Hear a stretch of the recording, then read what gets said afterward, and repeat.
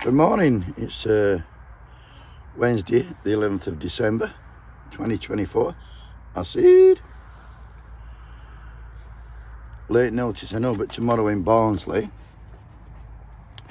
this is going off. It's the Oaks Mining Disaster Memorial, and meet at the Miners Hall. The doors are open from between after 10 o'clock. You can go in there and have a drink and then over to the memorial 1 o'clock. That's about 20 minutes. Important to remember a very, very important part of our history. Biggest mining accident in England. I'll be there anyway, paying my respects. Oh, just before I go any further, the fucking farmers, the greedy farmers are out today in London.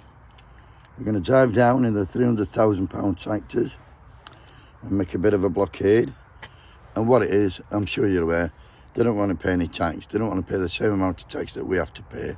In fact, they don't even want to pay half as much as we have to pay. So this is for you, farmers.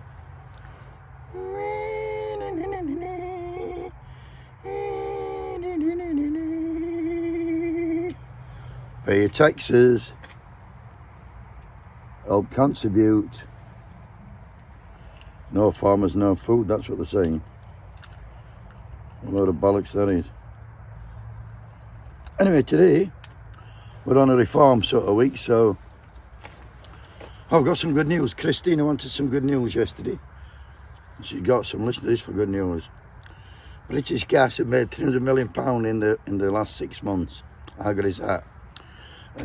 Another public school boy, former Conservative MP, Aidan Bailey, he's joined the Reform Party. So by now it's no longer a case of Reform taking over the Tories, it's the Tories taking over Reform. Aidan's a former ministerial aide who was forced to resign after he attended a Nazi-themed stag do where guests were dressed in SS uniform and chanted Hitler slogans. How well will he fit in?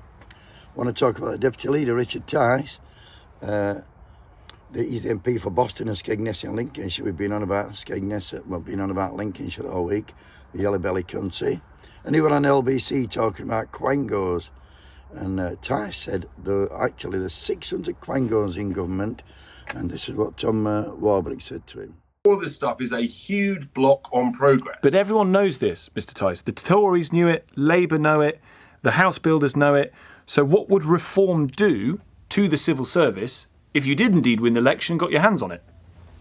You've got to make it very clear. They've got to change their ways very rapidly. It would also dramatically reduce the size of many of the quangos and commissions that are completely useless and unnecessary.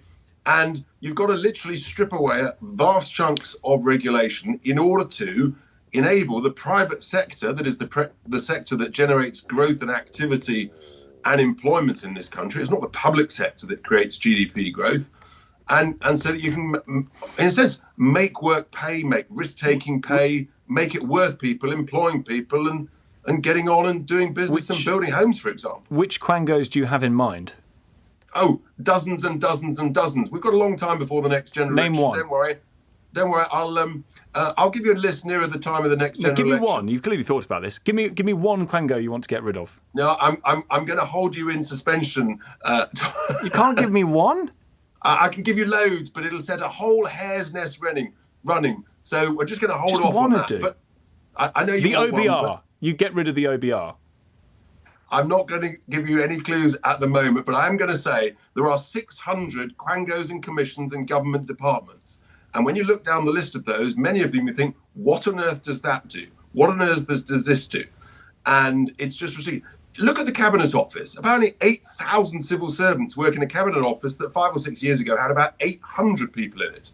And you think, actually, this is not helping. Yes. Which quangos do you have in mind? And he'll fucking waffled away, Tice. Waffle. I'm not prepared to tell you. Keep you in suspense and all that bollocks. What he means is he didn't know. And 600 tangos and you can't name one. What he does, he goes on television and do any fucking research. He opens his government say out, he's a liar. He said there were 8,000 civil servants working Cabinet Office. 8,000. Quick look on Google. Know what they were? 2,500. This is the trouble with fucking reform. They get allowed airtime to shout the fucking outlandish claims, and most of the time they get away unchallenged. Warbrick challenged him. So Tice says he's going to get rid of a load of quangos, but he cannot fucking name one. Then says, if you look down on the list, you'll think, what on earth does that lot do? So he don't even know which quango needs to go, and he don't know what they fucking do. And the people of Boston and Skegness voted for this tax avoiding fucker. You get the same answers from the average Brexiteer when you say, which European law did they fucking want removing the most? It's all waffling, they don't know. He's just another populist offering very empty, vacuous slogans as solutions to real world problems. You don't have a clue, and like I say, don't do any research to support his fucking claims. He's a chancer. And yesterday, Nick Candy, he defected from the Tories to reform to become the treasurer. Nick is a billionaire, ex-public school boy. Another one is another tax dodging non-dom patriot.